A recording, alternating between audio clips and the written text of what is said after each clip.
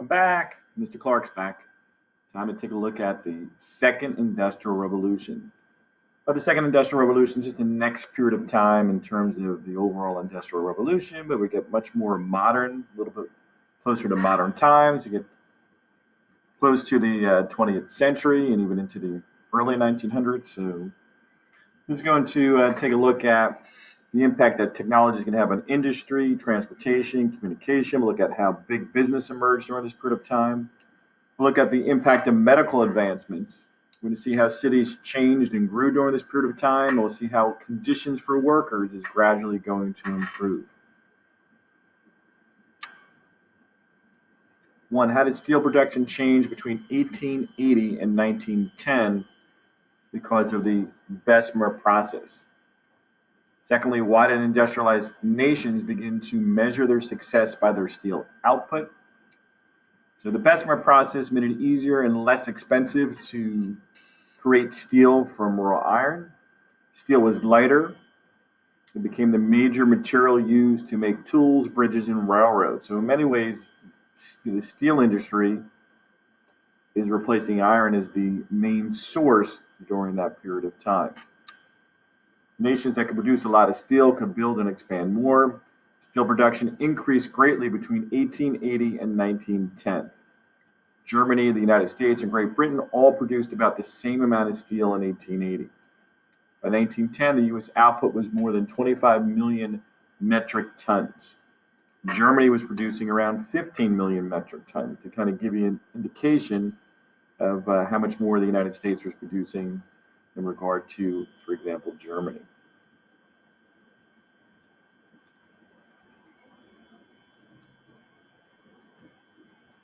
Okay, we have some inventors here that you should fill out a little bit of information next to. A name you might have heard, Nobel. So that's for the Nobel Peace Prize. It's something that's you might have heard in contemporary times, but the origins of why that Peace Prize exists is because Alfred Nobel was the first to invent an explosive called dynamite. And because this was used in warfare and it led to many deaths moving forward, he kind of felt guilty about that. So he obviously made a fortune off of his invention. So he left behind a certain amount of money to establish the Nobel Peace Prize, an endowment where every year they use that to kind of research, award, and present a person with that award on an annual basis. So he really wanted to make his legacy more about promoting peace opposed to death.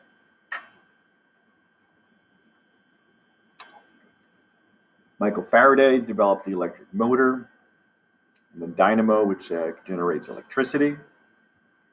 Thomas Edison, somebody who we're familiar with. Obviously, there's the Edison Light Bulb Museum that's within walking distance of Metuchen High School. Hopefully, you've all been there at some point in time. The phonograph, the motion picture projector. These are all developments by Edison. So we look at some of the most important inventors in the history of the world, and Thomas Edison is certainly one of those people. 3, why was Michael Faraday's dynamo essential to later inventions, such as the light bulb and new industrial processes? Well, as we had mentioned previously in our discussions, the goal of an inventor is not necessarily to invent something from scratch. Sometimes it's just to develop a more advanced version of a new technology. And take, for example, the microchip in contemporary society. Well, when it was initially developed, it had a very limited amount of uses, but since then we've been able to use that in many different pieces of technology, which has allowed for technology to expand exponentially in contemporary times. So the dynamo provided power to generate electricity, so that's the foundation of the dynamo. So providing an electrical power source is going to help fuel or spark many other revolutions. Thomas Edison built in the idea of electricity to create the electric light bulb. Electricity-powered machines, assembly lines, the light allowed factories not to close at darkness. Before they'd be open only during the daylight, and sometimes it'd be very dim at the early morning and late afternoon hours.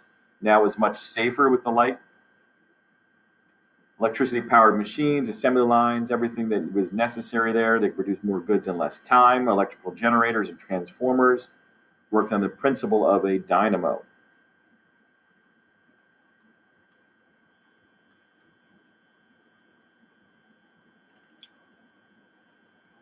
Another important development were interchangeable parts, which helped to produce more efficiency. Identical parts would be made individually.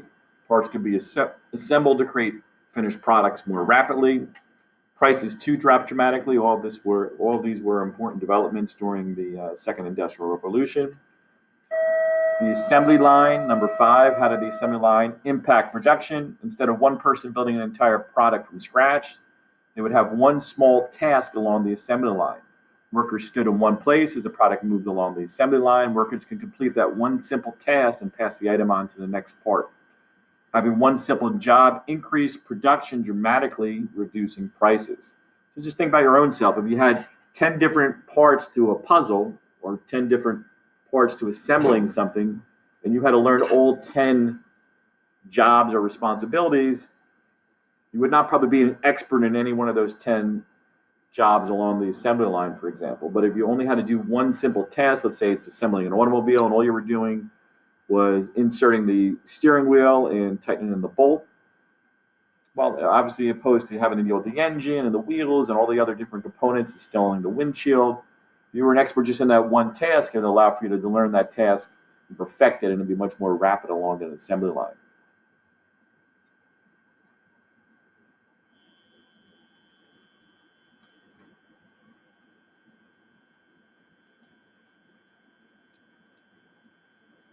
Six, why did industrialized nations build transcontinental railroads? How did building these railroads impact the economy?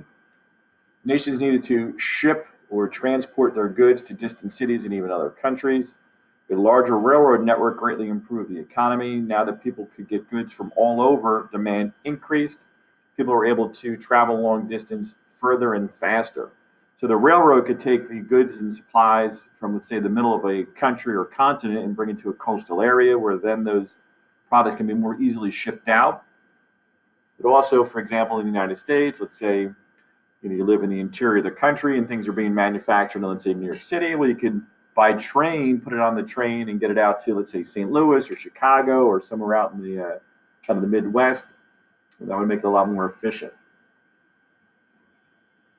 7, explain the evolution of the automobile.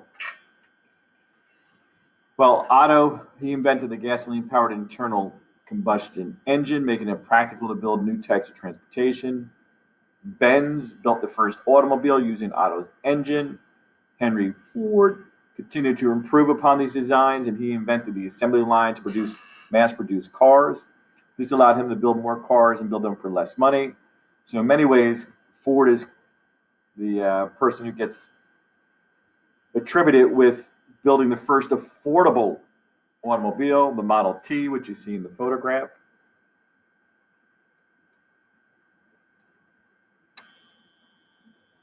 Next invention is really going to take off. The first airplane was designed by the Wright brothers, Orville and Wilbur. You can see the photograph there, the very first plane or flying machine that took off from Kitty Hawk in North Carolina in 1903. Really, when you think about the airplane, we're dealing with, less than 120 years ago.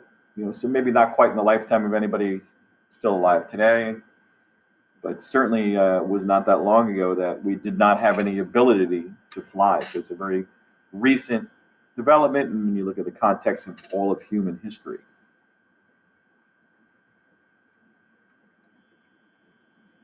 A lot of things we'll be looking at as we move forward will be a wide variety of different inventions and inventors. Samuel F.B. Morse, he developed the telegraph. You can see a little imagery of that there, which could send coded messages over wires by means of electrical impulses. Somebody on the other line would interpret the electrical impulses and then write down or decode the message. In 1844, first telegraph line went into service connecting Baltimore to Washington, D.C. During the 1860s, an underground telegraph line was built to connect North America with Europe. Hello? Hello, Alexander Graham Bell. He invented the telephone in 1876. You can see him and he and his invention there.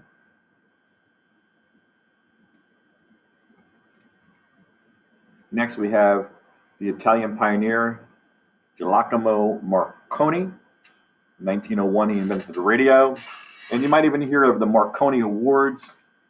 That's given to honor radio broadcasters in contemporary society. So if you get a Marconi, you are a good radio broadcaster. Today, obviously, we have more advancements with radio.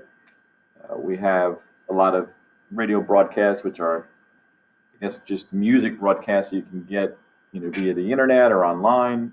So you have a lot of streaming services. So you're not necessarily using radio waves, but the same basic premise of getting music and talk radio and things like that to people, although it may not necessarily still be over radio lines. 13, how did advancements in communication impact the world and the economy during the Industrial Revolution? The transatlantic cable and telephone made the world smaller because it was possible now to communicate quickly over long distances.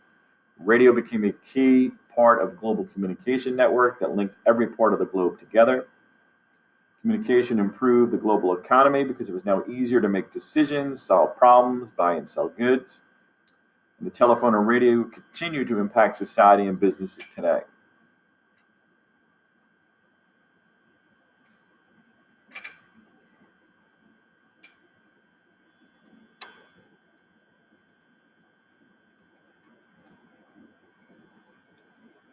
Now we'll look at big business.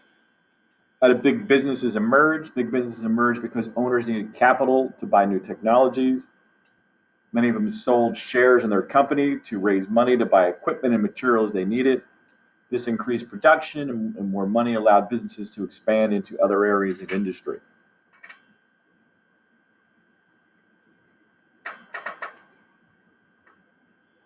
Next, we'll look at monopolies. And some of the big business owners during this period of time in history, late 1800s, early 1900s, Alfred Krupp, J.D. Rockefeller, Andrew Carnegie, were all accused of creating monopolies. Remember, a monopoly is when a business owner has complete control over an entire business or industry. So what Krupp did is he bought up coal and iron mines and ore deposits, which he needed for his steel business. He also bought plants and used his steel to make tools, machines, and railroad cars. Rockefeller's monopoly was in the oil industry, where he bought up oil wells, refineries, and eventually, for example, gas stations. Carnegie built an American steel empire. Carnegie had a lot of foresight too, because he actually visited Great Britain when they were developing the Bessemer process for making steel. And then he brought that technology over to the United States. So in many ways, he showed a lot of initiative. So it was through his hard work and determination that Carnegie really built up his empire. And what they did is they bought up the smaller companies, which sold the raw materials and industry. That way, once they controlled all aspects of the manufacturing and the distribution of a particular product, whether it's oil or steel, they then obviously could fix the prices and charge whatever they wished. Obviously, that can hurt the consumer, which is why a lot of times monopolies are looked down negatively. They're even been outlawed at different points in time in history.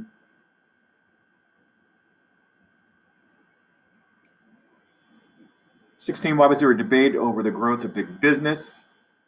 The growing power and wealth of business leaders concern many people. And you think about that today. We see in contemporary times, there's a lot of arguments and a lot of disdain pushed towards, and against, a lot of your one percenters, the top 1% of the country, the people who own a lot of the means of production, manufacturing, businesses, and things like that.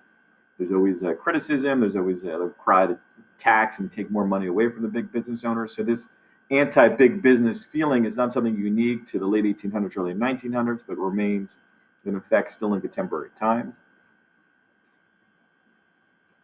Those who supported big businesses claim that the business leaders invested their own money into ventures. They employed thousands of people and were overall a positive for the economy. Those who oppose big business claim the leaders are putting many people out of business and damaging the free market economy.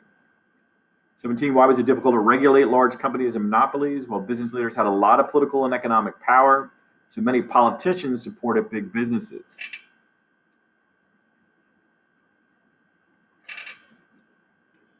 There was one point in time in history where the United States government went to J.P. Morgan, who was a huge big business owner. He owned a lot of the big banks during the late 18, early 1900s. And the United States government went actually to J.P. Morgan and begged them for a loan. So that showed how powerful someone like J.P. Morgan was back then. I think it was Grover Cleveland who had requested money on behalf of our government. And that was during a period of time where the United States was not really borrowing, millions, billions, or trillions of dollars like we are today. 18% of the population in Europe, more than double in the 19th century. How did this rapid growth in population differ from previous population explosions? This population explosion was due to better hygiene, improved farming and storage methods, better diets, advances in medical care and public sanitation. Previous population growth resulted mostly from parents having more children. So this is the difference between just the birth rate going up, which was the traditional way to see the population of a region go up. Instead, now it's because of improvements within society. 19, what was the germ theory and how did Louis Pasteur's work help him prove on the idea of germ theory, or actually prove it for society to understand? Germ theory was the idea that certain microbes cause specific infectious diseases. Louis Pasteur proved this link when he identified microbes that caused diseases like rabies and anthrax, and he was able to create vaccines to prevent them. So this is like a historic accomplishment in regard to medical technology. He also identified disease-carrying microbes in milk as a way to, and he discovered a way to kill them by heating it up. This was the pasteurization process that is used, and if you ever buy milk, it'll tell you whether it's pasteurized or not. If it's pasteurized, it means it was heated to kill the bacteria. His work helped Robert Koch identify the bacterium that caused tuberculosis, which is obviously another huge step forward during that period of time. It also helped people realize that hospitals needed to be sanitary in order to reduce the spread of microbes. People began bathing more and changing their clothes more, so we're moving forward in a lot of positive ways in regard to hygiene.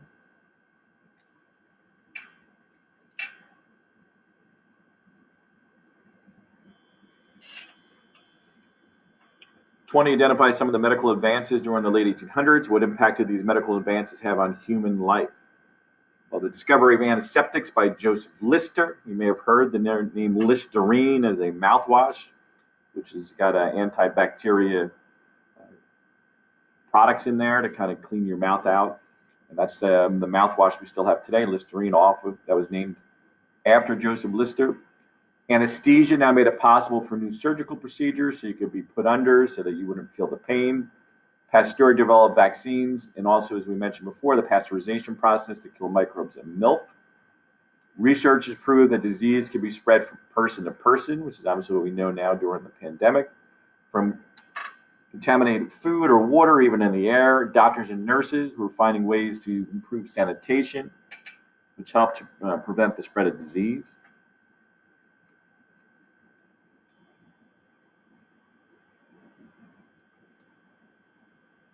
21, why do the poor live closer to the city centers than the middle class? How might the middle and upper class have experienced city life differently than the working class did?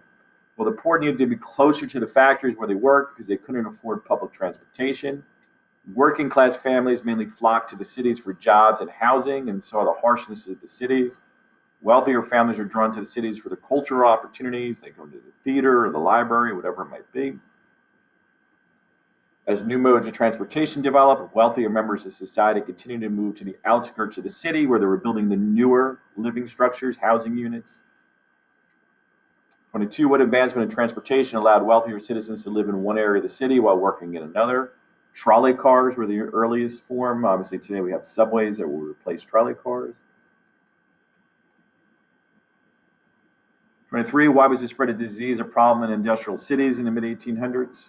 What change did people make to try and stop epidemics? In the mid-1800s, few cities had sewer systems, so human waste polluted waters and spread disease. Also, the population was growing so quickly that many lower-class workers lived in overcrowded tenements, which allowed for disease to spread quite quickly. 24, the improvements that were made in cities during the 1800s included paved streets, electric streetlights, sewage system, clean water supplies, increased police forces, all of which provided a healthier city and a safer city.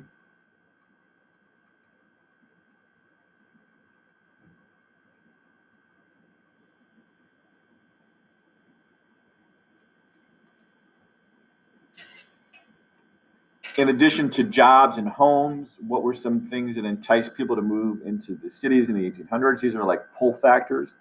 The excitement of city life, the theater, music halls, opera houses, museums, professional sporting events.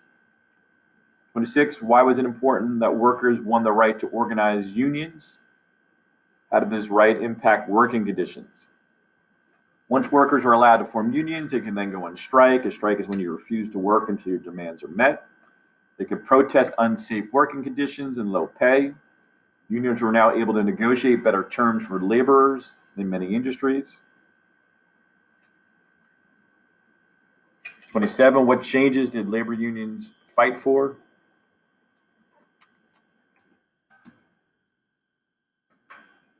For some reason I'm having a lettering issue here.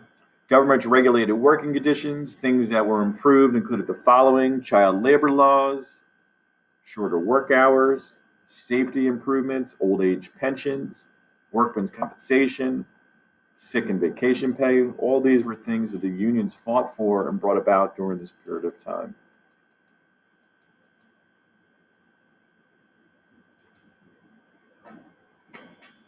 28, what reform had the British coal miners won in 1909 in Great Britain? What reforms did Germany and other Western countries pass in the 1900s? How did this impact workers? The British coal miners won the first 8-hour workday, which is kind of what we have for the most part today. In Germany and other Western nations, old age pension and disability insurance was established. Workers could not be forced to work long hours, or other reforms helped to save them from poverty.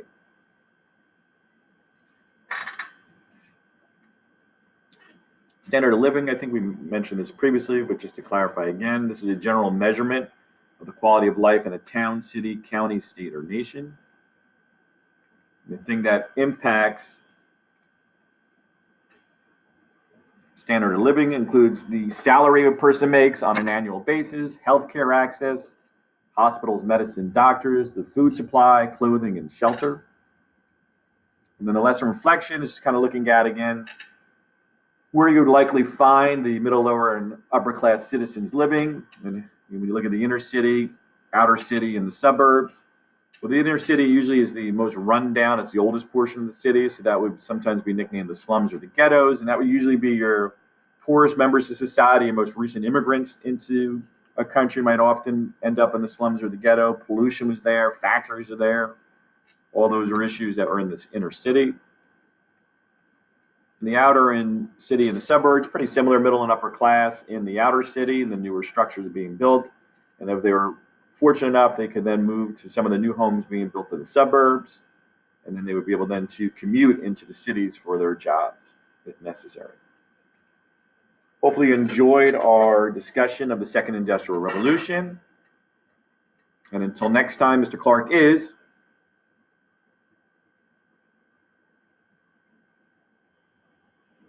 out.